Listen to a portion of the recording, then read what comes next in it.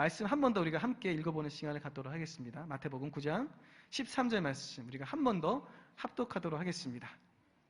너희는 가서 내가 긍휼을 원하고 제사를 원하지 아니하노라 하신 뜻이 무엇인지 배우라. 나는 의인을 부르러 온 것이 아니요 죄인을 부르러 왔노라 하시니라. 아멘. 우리가 방금 함께 읽은 본문 말씀을 보면 예수님께서는 마태를 제자로 부르시며 세리와 죄인들과 함께 음식을 먹게 됩니다. 이 모습을 본 바리새인들이 예수님과 그의 제자들을 정죄하기 시작합니다. 왜냐하면 같이 음식을 먹는다는 것은 우리나라도 물론 같이 음식을 먹는 것은 되게 중요한 의미를 담고 있지만 이스라엘은 더더욱 중요한 의미를 갖고 있습니다. 죄인들과 함께 먹는다는 것은 나도 그 죄인에 속한다는 것을 고백하는 의미이기도 합니다. 그렇기 때문에 그 모습을 바리새인들이 정죄를 해요. 그때 예수님께서는 이렇게 말씀하십니다. 너희는 가서 내가 긍휼을 원하고 제사를 원하지 아니하노라 하신 뜻이 무엇인지 배우라. 그것은 제사보다 중요한 것이 있다는 예수님의 말씀이시죠. 그렇다면 여기서 말하는 제사는 과연 무엇일까요? 제사는 여러분이 잘 아시듯이 하나님과 제물을 드리는 행위입니다. 하나님께 제물을 드리는 행위가 바로 제사예요. 성경에서 말하는 제사는 그 드리는 목적에 따라서 번제와 소제와 화목제와 속죄제와 속건제 이렇게 5가지로 나누게 되겠죠. 또 드리는 방법에 따라서 화제와 요제와 거제와 전제 이렇게 4가지로 나눠지게 됩니다. 이러한 제사는 하나님 앞에 자신을 온전히 헌신하고 하나님과의 끊어진 관계를 다시 회복하고 자신의 모든 것이 하나님께 속해 있음을 선언하는 의미에서 첫 번째로는 그 예배라고 할 수가 있어요. 우리가 하나님께 드리는 예배가 그 제사라고 할 수 있습니다.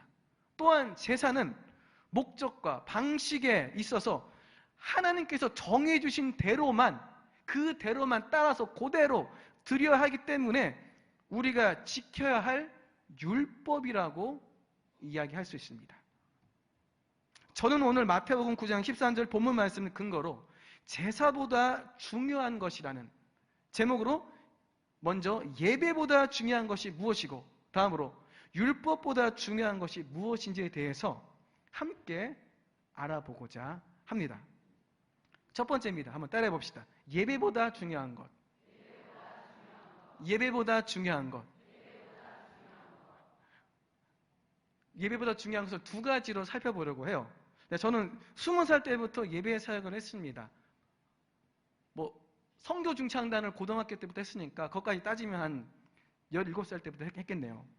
횟수로 따지면은 20살 때부터 한 걸 따져보니 23년이 됐습니다. 제가 그 시절부터 어찌 나이가 그냥 나오네요. 제가 그 시절부터 들었던 말이 있었습니다. 사역을 할 때부터 들었던 말이 있는데 그것은 바로 예배보다 중요한 것은 없다는 거예요. 하나님께 드리는 예배야말로 우리가 모이는 궁극적인 목적이고 우리가 복음을 전하는 이유도 뭐냐? 바로 예배예요. 우리가 전도를 하고 선교를 나가는 이유가 하나님을 알지 못하는 사람들이 하나님을 예배할 수 있도록 만들기 위함이 바로 우리가 선교를 하는 이유입니다. 목적이기도 하고요.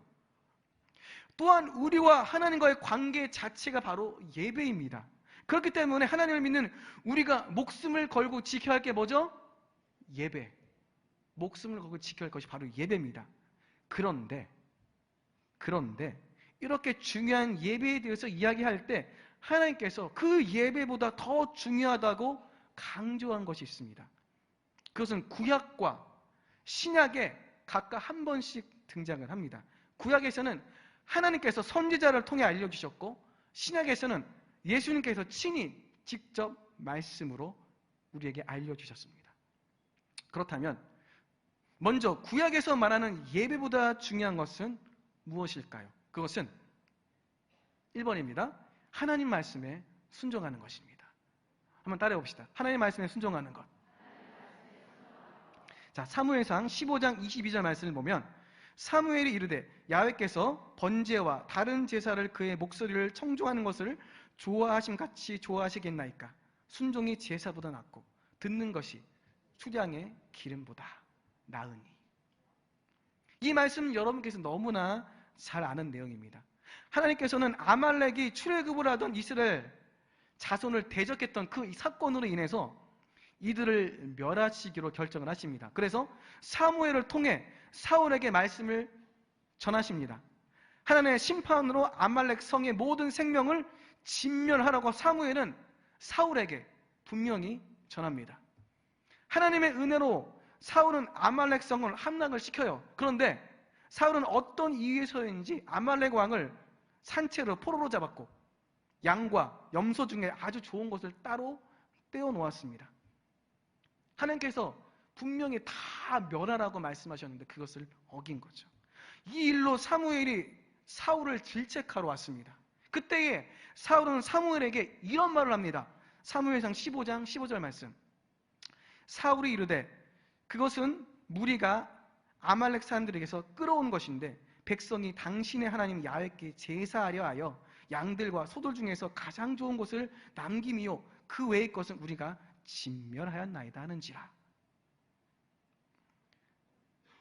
우리가 하나님 말씀대로 다 죽였어요. 근데 딱 하나 하나님께 예배드릴 제사드릴 목적으로 것만 남겨놨어요. 이렇게 지금 사울이 이야기를 합니다. 하나님께서 원하시는 것은 그 무엇보다 하나님의 말씀에 순종하는 것입니다.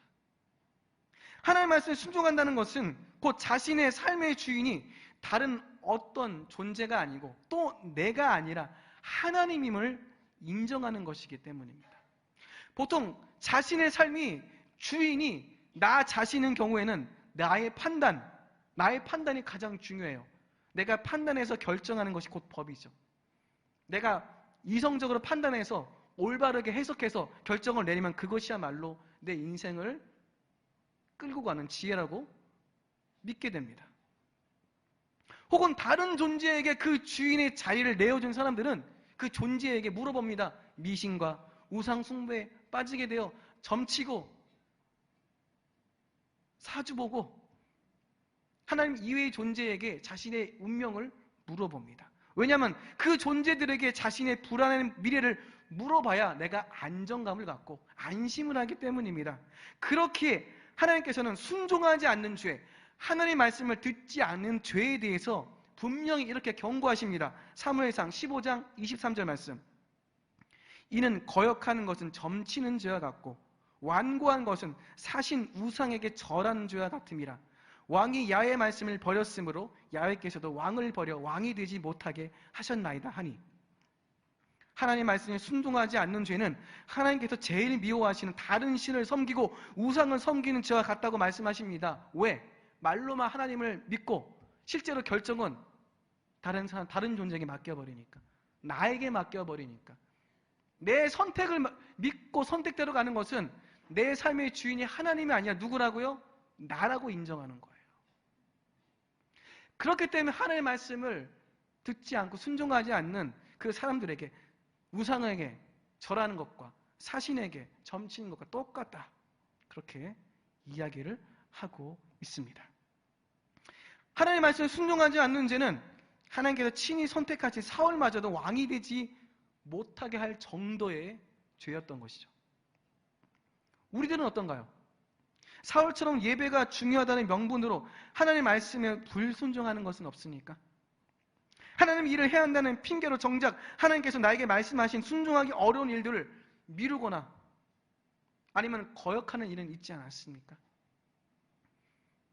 내가 한 주간 살아가는데 하나님의 말씀 안에서 내가 깨달은 것들을 행하는 것이 아니라 내가 지혜로고 판단하는 것들을 따라서 가고 있지는 않습니까? 하나님의 선한 일을 하기 위해 내 모든 것을 포기하는 것보다 하나님께서는 하나님 자신의 말에 순종하는 것을 더 중요하게 생각한다는 것을 잊지 마시기를 부탁드리겠습니다.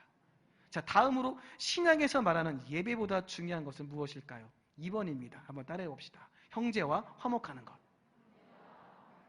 자, 마태복음 5장 23절에서 24절 말씀을 보면 그러므로 예물을 제단에 드리려다가 거기에서 내 형제에게 원망 들을 만한 일이 있는 것이 생각나거든 예물을 제단 앞에 두고 먼저 가서 형제와 화목하고 그 후에 와서 예물을 드리라. 이 말씀은 예수님께서 산상순을 통해 팔복에 대해서 가르치실 때에 핍박받는 성도들이 행해야 할 것을 말씀하실 때 등장하는 내용입니다. 여기서 뭐라고 말씀하시느냐? 예물을 제단에 드리러 가다가 내 형제에게 원망을 들을 만한 일이 생각이 나거든 먼저 예물을 드려서 제사를 드리고 난 후에 가서 화해하라고 얘기하나요? 아니요. 그 전에 뭘 하라고 하죠? 예물을 그냥 제단 앞에 일단 두고 다시 돌아가서 형제와 화목하고 그 후에 와서 뭘 하라고요? 예물을 드려라. 그 후에 와서 예배를 드려라. 그리스도인들이 하나님 앞에 정직한 것을 아주 최고의 목적으로 삼아야 됩니다. 그런데 중요한 것은 그 정직한 것에 대해서 오해하는 부분이 있는데 그것은 내 마음이 그렇지 않는데 그런 척하는 것은 위선이고 거짓이라는 생각입니다. 쉽게 이야기하면 하나님을 열심히 믿는 어느 한 성도님이 있으세요. 그런데 그 성도님이 어떤 친구분 때문에 시험에 들어. 그리고 마음이 되게 어려워지기 시작했어요. 그분은 그 성도를 볼 때마다 속에서 열불이 납니다. 열불이 나. 옆에 있기도 싫어. 화가 나가지고 싸워가지고 자신에게 용서를 구할 마음도 없고 서로 얼굴을 마주하기도 싫어해요. 서로가. 왜냐하면 하나님 앞에 내 싫어하는 마음을 분명히 서로 알고 있기 때문에 그 앞에 웃는 척 연기할 수 없다. 이렇게 마음을 가지고 있어요. 그 마음을 가지고 사랑하고 축복한다고 말할 수가 없어요. 그것이 정직한 것이라고 생각을 합니다. 근데 이것은 잘못된 생각이에요. 하나님께서는 그것이 위선이고 거짓이라고 말씀하지 않습니다. 왜냐하면 하나님께서는 우리의 의지와 태도와 동기를 보시기 때문이에요. 우리의 인격의 3요소가 뭐죠? 지, 정, 의. 그것이 인격의 3요소입니다. 중요한 것은 인격에 감정만 있는 게 아니에요. 내 감정이 상했다고 내 인격이 다 모두가 그 사람을 미워하는 게 아니잖아요. 사이가 잘못된 게 아니잖아요. 하나님께서는 성경 말씀을 통해 우리에게 지성을 통하여 이렇게 가르칩니다. 뭐라고? 히브리서 12장 14절 말씀을 보면 모든 사람과 더불어 화평함과 거룩함을 따르라. 이것이 없이는 아무도 주를 보지 못하리라. 로마서 12장 18절 말씀 할 수 있거든 너희로서는 모든 사람과 더불어 뭐하라? 화목하라. 지성을 통해 우리는 어떤 것이 하나님의 뜻인지 알았습니다. 이전에 모르셨다고요? 오늘 들으셨죠? 그러면 지금 아시네요. 그렇죠? 이제 아셨어요. 그렇다면 우리는 또 다른 인격인 의지를 발해서 의지를 통해서 이것을 뭐 해야 되죠? 이루어 나가야 합니다. 내가 생각하기에 내 감정이 아니라고 위선이라고 판단하는 건 지극히 잘못된 겁니다. 그것은 사단이 나를 속이는 속임수에 불과해요. 우리가 형제와 화목하지 못하면 하나님께서 우리의 예배를 어떻게 한다고요? 받지 않으십니다. 그렇기 때문에 사단은 우리가 형제와 화목하기를 원하지 않습니다. 이러한 사단의 계략에 넘어가서는 결코 안 됩니다. 우리는 최선을 다해 형제와 화목하기 위해 노력해야 됩니다. 그 화목을 때로는 상대방이 받아주지 않을 수도 있어요. 그러면 그 잘못은 누구의 잘못이에요? 상대방의 잘못이지. 내 잘못이 아닙니다. 나는 할 만큼 했어 이제. 그러면 나는 하나님의 말씀에 순종했어요? 안 했어요? 순종했어. 그럼 나는 그 속박에서 벗어나는 거야? 안 벗어나는 거예요? 벗어나요. 그럼 이제 누가 그 속박에 갇혀 있어요? 받아주지 않은 그 사람이. 여러분의 무거운 마음을 그 사람에게 떠넘기세요. 어떻게? 그 사람에게 다가가서 먼저 용서를 구하고 그 사람에게 먼저 말을 거는 것으로. 그러면 그 사람의 그 모든 짐이 떠넘겨집니다. 그 이후에 그 책임은 누구에게 있어요? 그 사람에게 있어요. 여러분의 마음의 짐을 더는 방법입니다. 힘든 사람에게 그렇게 계속 대해 주셔야 돼요. 우리는 모든 사람들과 베스트 프렌드, 절친이 될 필요는 없습니다. 안 맞는 사람도 있잖아요. 그렇죠? 그런데 중요한 건 뭐냐? 절친이 되는 것과 화목한 것은 엄연히 다릅니다. 우리는 가능한 모든 사람들과 화목해야 돼요. 아끼는 마음은 없더라도 미워해서는 안 되고, 사랑하는 마음은 없더라도 저주해서는 안 됩니다. 근데 교회에서 미워하고 저주하고 세상에 있는 사람들보다 더 심하게, 하나님께서는 예배보다 형제와 화목한 것을 더 중요하게 생각하십니다. 이것은 제가 얘기한 게 아니에요. 예수님께서 직접 말씀하신 내용임을 잊어서는 안 됩니다. 혹시 가족과 때로는 교우들과의 관계로 인해 마음 상한 상태로 아무런 화해도 없이 예배를 드리신 적은 없으신가요? 이제까지? 그때 드린 예배를 하나님께서 받으셨을까요? 요즘 여러분의 마음을 힘들게 하는 사람은 누군가요? 그 사람과 화목을 찾으셨나요? 제가 지금 드리는 말씀, 아까도 말씀드렸듯이 예수님께서 직접 하신 말씀임을 잊지 마시길 부탁드리겠습니다. 자, 다음으로 제사의 두 번째 의미인 율법에 대해서 함께 이제 살펴보도록 합니다. 한번 따라해봅시다. 두 번째입니다. 율법보다 중요한 것. 율법보다 중요한 것. 자, 율법을 이야기할 때 자주 등장하는 이야기가 있습니다. 바로 가늠한 여인에 관한 이야기입니다. 예수님께서 이른 아침에 성전에 오시자 많은 사람들이 나와 예수님의 말씀을 들었습니다. 이때 서기관들과 바리새인들이 가늠하다가 현장에서 붙잡힌 여자를 끌고 와서 가운데 세우고 살기등등한 자세로 예수님께 묻습니다. 모세는 율법에 이러한 여자를 돌로 치라 명하였거니와 선생은 어떻게 말하겠나이까? 이렇게 물어봐요. 그들이 예수님께 이러한 질문을 한 이유는 뭘까요? 예수님을 시험하여 고소할 조건을 찾기 위해서였습니다. 예수님께서는 이 사건을 통해 우리에게 가르침을 주고자 하셨습니다. 과연 율법보다 중요한 무엇을 우리에게 가르쳐 주시려 했을까요? 1번입니다. 한번 따라해 봅시다. 남을 판단하지 않는 것. 예수님께서는 서기관들과 바리새인들이 자신을 시험하여 고소할 조건을 찾기 위해 가늠한 여인을 데려오는 것을 알고 있었습니다. 본래 율법을 가늠하다가 현장에서 잡힌 남녀를 둘 다 죽이도록 규정을 했어요. 그런데 서기관들과 바리새인들이 연약한 여자만 잡아와서 예수님께 물었던 겁니다.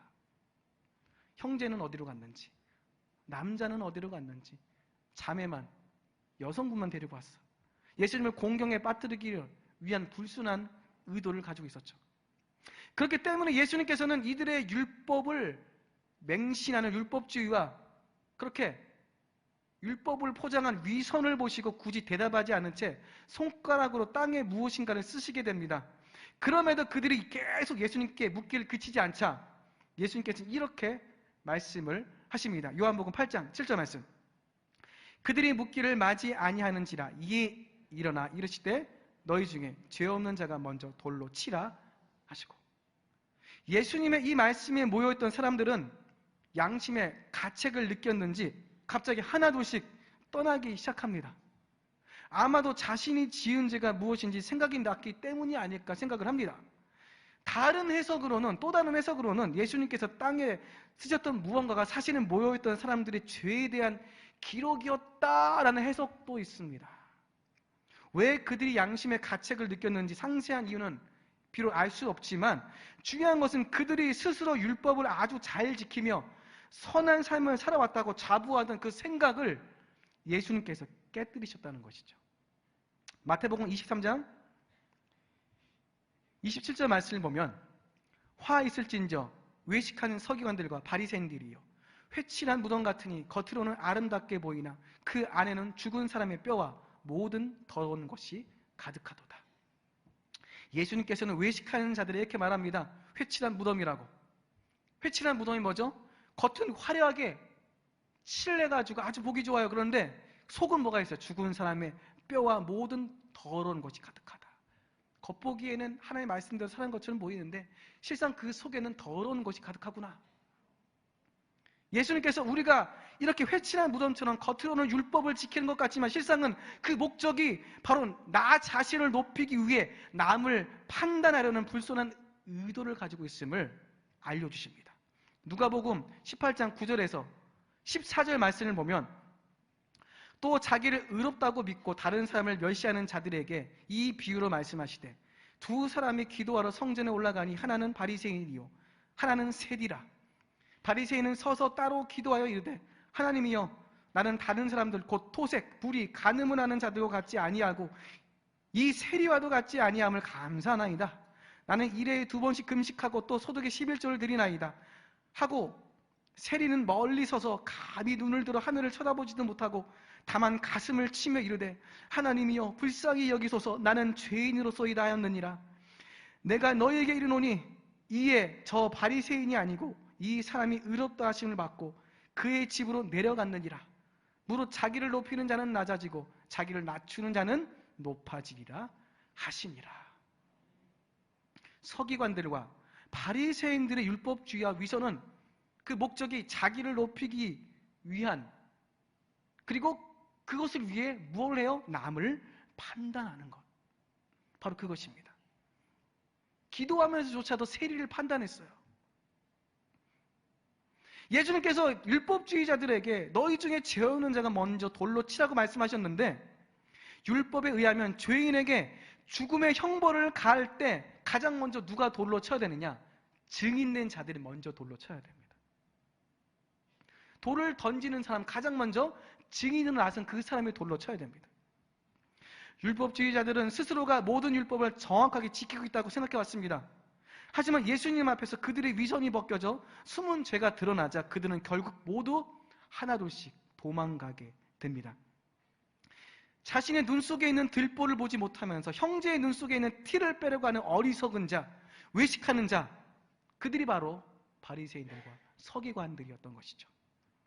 마태복음 7장 2절 말씀을 보면 너희가 비판하는 그 비판으로 너희가 비판을 받을 것이요 너희가 헤아리는 그 헤아림으로 너희가 헤아림을 받을 것이니라.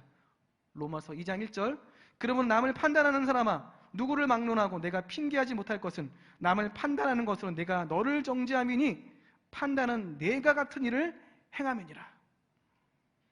남을 판단하는 사람은 자기도 똑같은 판단을 받게 됩니다. 누구로부터? 하나님께로부터. 남의 죄와 약점만 보고 비판하는 것은 교만입니다. 또한 그것을 판단하고 그것을 자기 뜻 안에서 좌지우지하려고, 한마디로 복수하려고, 보복하려고 하는 것은 재판관이신 하나님께 대한 월권행입니다. 그렇게 우리는 원수 갚는 것은 누구에게 맡기라고 성경에 기록되어 있죠? 하나님께 맡겨야 됩니다. 그렇다면 남을 판단하는 것도 누구에게 맡겨야 되죠? 하나님께 맡겨야 합니다. 우리가 하나님이 하실 일을 대신해서는 돼야 안 돼요? 안 됩니다. 예수님께서 율법을 지키는 것보다 더 중요하다 하시는 것은 바로 율법으로 남을 판단하지 않는 것입니다. 우리가 할 수 있는 일은 그 사람의 있는 모습 그대로 인정해 주는 것입니다. 내가 쌓아놓은 그 신앙의 그 탑들, 그 신앙의 여러 가지 경험들이 남을 판단하고 남을 내 신앙 안에서 재는 행위가 되어서는 절대로 안 됩니다. 다음으로 예수님께서 율법보다 중요한 무엇을 우리에게 가르쳐 주려고 하실까요? 2번입니다. 자, 한번 따라해 봅시다. 천국 백성으로 살아가는 것. 자, 율법을 이야기할 때 또한 중요하게 등장하는 것은 하나님께서 이스라엘 자손에게 십계명을 주시는 이야기입니다.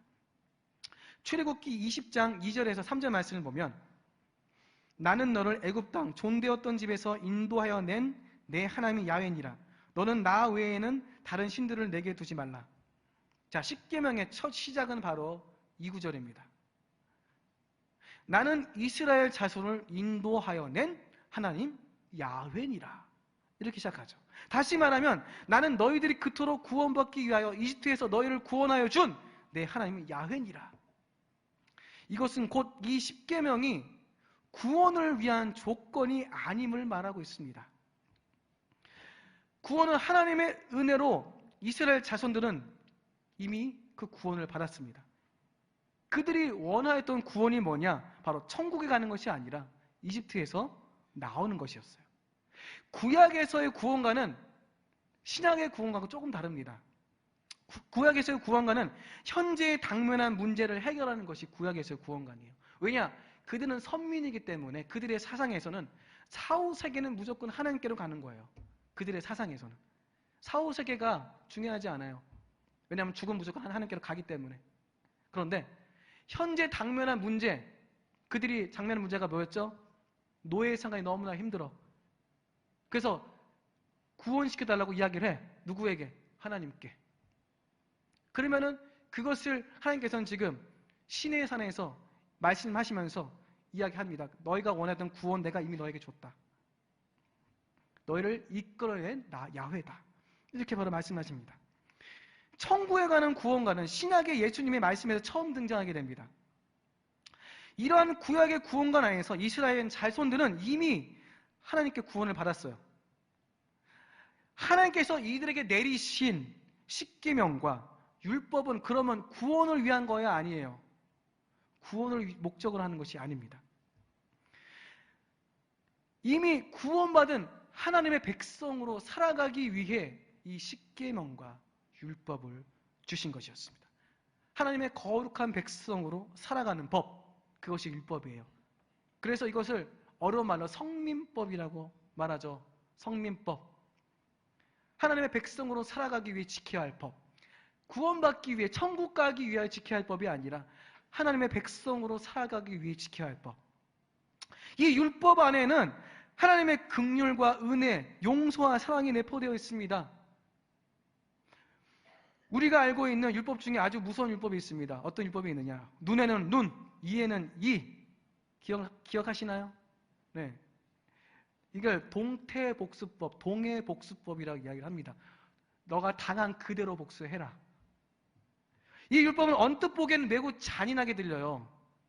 하지만 실제로는 복수의 한계를 명확하게 그어놓은 겁니다. 자, 사람이 보통 주먹으로 한 대 맞으면은 한 대만 때리고 싶나요? 2대 때리고 싶죠. 옆에 사람이 한 80의 힘으로 때렸으면 난 100의 힘으로 때리지. 그렇죠? 사람의 심리는 그렇습니다. 보통 내가 당한 것보다 더 그 사람에게 갚아주고 싶어요. 이러한 사람들의 완악한 마음을 알기 때문에 하나님께서는 율법을 통해 그 한계를 명확하게 그어주십니다. 모든 율법을 살펴보면 이러한 하나님의 긍휼과 은혜, 용서와 사랑이 내포되어 있습니다. 더구나 예수님의 십자가 대속으로 율법의 모든 요구가 다 이루어지고 정죄와 심판은 끝나게 돼요. 이제 구원받은 우리에게 율법은 회개와 신앙 성장을 위한 초등교사에 불과하게 됩니다. 그렇게 예수님께서는 가늠한 여인을 통해 우리에게 율법의 진정한 의미를 명확하게 말씀하십니다. 요한복음 8장 11절 말씀 함께 읽겠습니다. 시작. 나도 너를 정죄하지 아니하노니 가서 다시는 죄를 범하지 말라. 예수님께서 말씀하시는 그 내용은 뭐냐?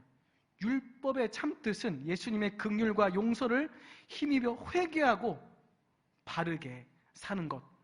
이것이야말로 율법의 진정한 의미입니다. 바르게 사는 삶이 나타내는 것. 예수님께서 율법을 지키는 것보다 중요하다고 하신 것은 바로 회개하여 천국 백성으로서 바른 삶을 살아가는 것입니다. 오늘을 살아가는 우리에게도 동일하게 요구하는 것이 바로 머리로 하는 신앙이 아니라 삶으로 살아가는 신앙임을 잊지 마시기를 부탁드리겠습니다. 여기 금요철에 오신 분들은 물론 하나님을 믿기 시작한 지 얼마 안 된 분들도 있겠지만 대부분이 엄청 오래되신 분들이라고 생각합니다. 그래서 하나님께서 어떻게 성도들이 살아야 할지에 대해서 이미 많이 배우신 분들이라고 생각합니다. 그런데 여러분 그 배운 대로 얼마큼 살고 계신가요? 율법의 참된 의미는 배우는 것에 머무는 것이 아니에요. 그대로 뭐 하는 거죠? 살아가는 것. 예수님께서 가늠한 여인에게 말씀하셨죠. 죄를 용서한 걸로 끝내신 게 아니었어요. 나도 너를 정죄하지 아니하노니 다시는 가서 죄를 범하지 마라. 지금까지 우리는 제사보다 중요한 것이라는 제목으로 첫째, 예배보다 중요한 것에 대해서 하나님의 말씀에 순종하는 것과 형제에 화목하는 것에 대해서 배웠습니다. 둘째, 율법보다 중요한 것에 대해서는 남을 판단하지 않는 것과 천국 백성으로 살아가는 것이 있다는 것을 알게 되었습니다. 오늘 함께 읽은 본문은 우리에게 이렇게 말합니다. 마태복음 9장 13절 말씀, 너희는 가서 내가 긍휼을 원하고 제사를 원하지 아니하노라 하신 뜻이 무엇인지 배우라. 나는 의인을 부르러 온 것이 아니요 죄인을 부르러 왔노라 하시니라. 긍휼을 원하고 제사를 원하지 아니하노라 하신 뜻, 그것은 바로 예배를 하나님께 드리기 전에 그보다 더 중요한 것을 뒤로 하지 말라는 것입니다. 그리고 율법으로 남을 판단하지 않고 오히려 나의 죄를 회개하고 천국 백성으로 바르게 살아가라는 것입니다. 예배를 드리기 전에 중요한 것을 뒤로 하지 말고 율법으로 남을 판단하지 말고 나를 재라. 나를 판단하라. 그렇다고 오해하지 마세요. 예배가 중요하지 않다는 것이 절대로 아닙니다. 율법이 필요하지 않다는 것이 절대로 아닙니다. 예배와 율법은 그리스도인들에게 매우 중요한 것입니다. 다만 예배보다 하나님의 말씀에 순종하고 형제와 화목하는 것이 우선되어야 하며, 율법은 사람을 판단하기 위해 사용하지 말고 내가 천국 백성으로 살아가기 위해 나에게 사용해야 한다는 것을, 이것을 종합해서 살펴보면 이 말씀이 떠오르게 됩니다. 마태복음 22장 37절에서 40절 말씀. 예수께서 이르시되 내 마음을 다하고 목숨을 다하고 뜻을 다하여 주 너의 하나님을 사랑하라 하셨으니 이것이 크고 첫째 되는 계명이요 둘째도 그와 같으니 내 이웃을 내 자신과 같이 사랑하라 하셨으니 이 두 계명이 온 율법과 선지자의 강령이니라. 하나님을 사랑하고 이웃을 사랑하라는 예수님의 이 말씀이야말로 그 어떤 것보다 중요한 것입니다. 이것을 잊지 말고 실천해가는 저와 여러분이 되시기를 주님의 이름으로 부탁드리겠습니다. 예배보다 중요한 것, 율법보다 중요한 것의 결론은 바로 하나님을 사랑하고 이웃을 내 몸과 같이 사랑하는 것. 기도하겠습니다. 하나님, 오늘 말씀을 통하여서 예배보다 중요한 것이 어떤 것이고 또 율법보다 중요한 것이 어떤 것임을 알게 하심을 감사드립니다. 너희는 가서 내가 긍휼을 원하고 제사를 원하지 아니하노라 하신 뜻이 무엇인지 배우라. 나는 의인을 부르러 온 것이 아니요 죄인을 부르러 왔노라 하시니라. 이 말씀을 우리 마음판에 깊이 새겨 예배보다 중요한 하나님의 말씀을 순종하고 또 형제와 화목하는 삶을 살게 하여 주시옵시고, 율법보다 중요한 남을 판단하지 아니하고 천국 백성으로 내가 바른 삶을 살아가는 것을 내 삶 가운데 온전히 실천할 수 있도록 주님 성령으로 우리의 삶을 주관하여 주시옵소서. 모든 말씀 살아계신 예수님의 이름으로 기도드립니다. 아멘.